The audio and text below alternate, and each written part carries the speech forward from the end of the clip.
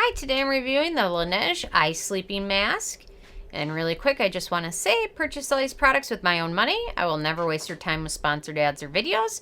So if you want to help support the channel, check out nobsbeauty.com or click on the Amazon link below. I actually got this in one of my beauty boxes, and I can't remember for the life of me which one it was. Maybe it was BoxyCharm?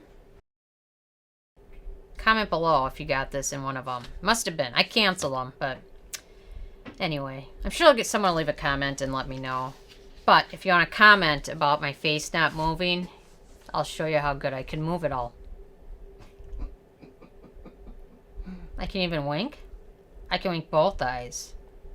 So, if you want to say use Botox, I don't really care, but I don't. And I really don't care. But anyway, so I just showed you how I can move everything. Look at my... Anyway. I just had to do that. Because I've heard it like 5 times now, and it's like, you know what, if I ever do it, I will videotape it. Because I have thought about doing it more for migraines.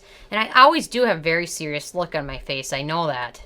So, but I can move it as much as you want. If you want me to move it, let me know. If there's a certain trick you want me to do, I can roll my tongue. I took French in high school, so I do my rolling R's. Whatever, anyway. Okay, totally off topic, back onto the LANEIGE Eye Sleeping Mask.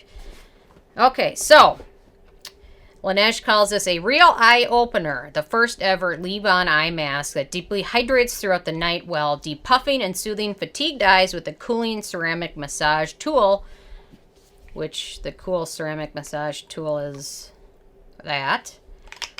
For a vitalized appearance, eye moisture wrap technology helps to soothe and maintain deep hydration while you sleep. Really puffy morning eyes with caffeine and wake up an eye-catching overnight sensation. Okay. I don't know. An eye-catching overnight sensation. Okay, well, on to this. So, I've had a good long time to try it, and some of that's true, but it just doesn't quite live up to what you'd think after reading that description. So let me go on to my first criteria, which is packaging. In this gigantic box, I thought it was going to be like the eye gel things when I saw this giant box, and I pulled this little bottle out. But it comes with a cap on it. So then you take the cap off and you pull this little thing out with the cool ceramic tool, and it does feel nice and cooling on skin, which is a nice feeling, and I think most of the benefits are probably just from the cooling feeling when you apply it. So, anyway. So, no problems at all with the packaging. Very nice. Thick bottle. Probably not going to travel with it much. On to my second criteria, which is alcohol, and this does not contain any denatured or drying types of alcohol. No issues with that. My third criteria on this is fragrance, and so I use products and I don't read the ingredient list because I want to come to my own conclusion as opposed to seeing a product and having the first ingredient be fragrance and maybe the second ingredient being alcohol. And then if I see that, I'm not even going to want to try it. So I always try and read the ingredient list after I've had a good chance to try them so I can kind of come up with my own conclusions versus looking for problems when you see the ingredient list. So I was surprised when I saw fragrance on the ingredient list because I didn't notice it at all during any time I tried it. It is the last ingredient, not really noticeable at all. They probably could have left this one out totally because I never noticed it, and I'm very sensitive to fragrances. Some give me headaches and migraines and things like that. So there is fragrance in here. It can't be a lot, and it's really not that noticeable. And especially for an eye product, you don't want a lot of fragrance because eyes can be very sensitive. And if you get into your eye and fragrance can be 200 ingredients, which don't ever have to be disclosed, and you don't want those going in your eyes. So that's why a lot of eye products, most of them are fragrance-free, thankfully. The fact that this one does is a bit disappointing, and it's not noticeable, so it's kind of a catch-21. I mean, do you penalize it for having fragrance even though you don't notice? Somehow there's extra chemicals in there because it does have fragrance, so it does need to be addressed. Okay, on to my fourth criteria, which is the manufacturing location, and this is made in Korea, so no issues with that. I guess I'll do a quick pH test. I like doing it. Everybody loves it. Okay. Although for an hydrating eye product, it's not a huge deal Although I guess if it were super low pH or super high, it could be an issue.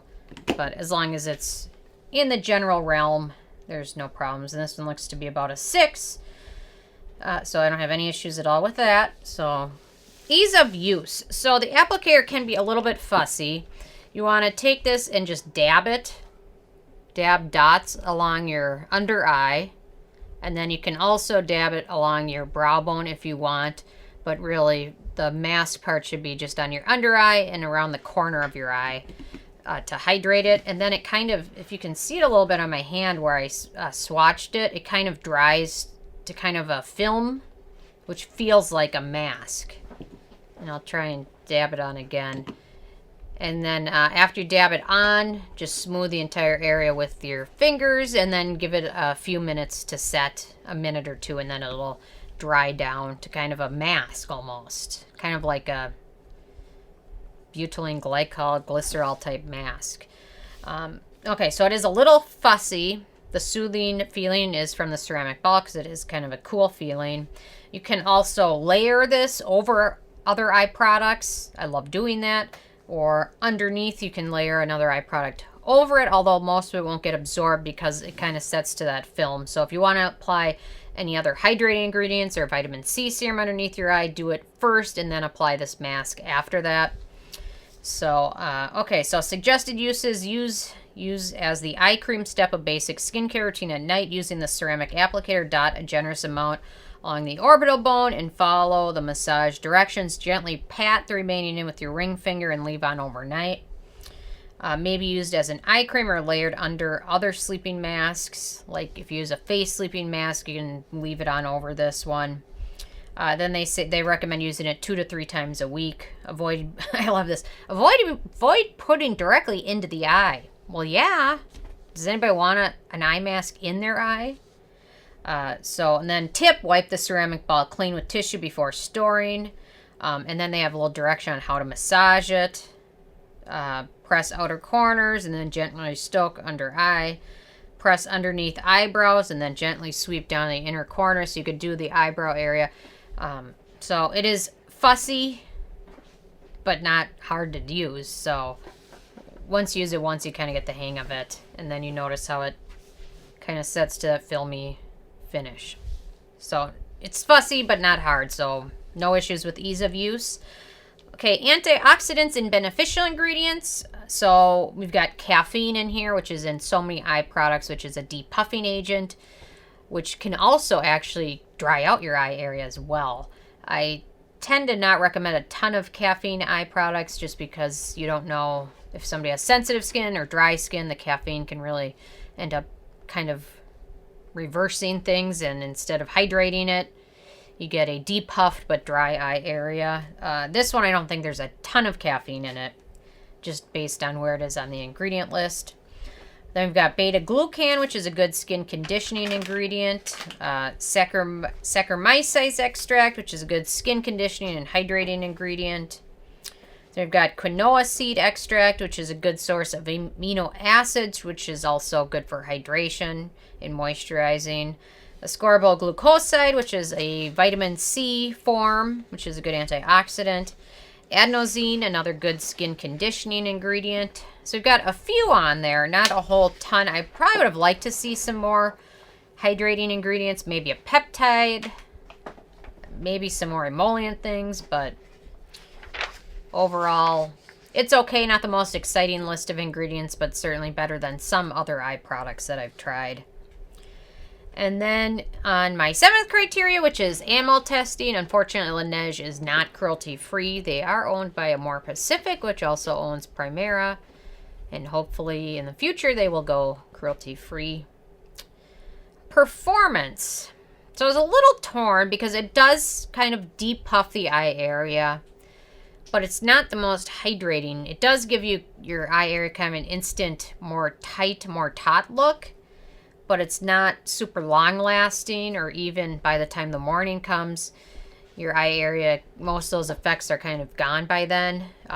Gives a little bit of hydration, but not as much as one would expect by something called an eye mask. And doesn't do much in the long term to fight wrinkles or dark circles. So I think mainly this helps with puffiness, and that's the majority of it. The rest of it is kind of very temporary and kind of fades by the time the morning comes. So overall, I wasn't thrilled by the performance with this, and if I would have paid the full price, I don't think I'd be super ecstatic about it.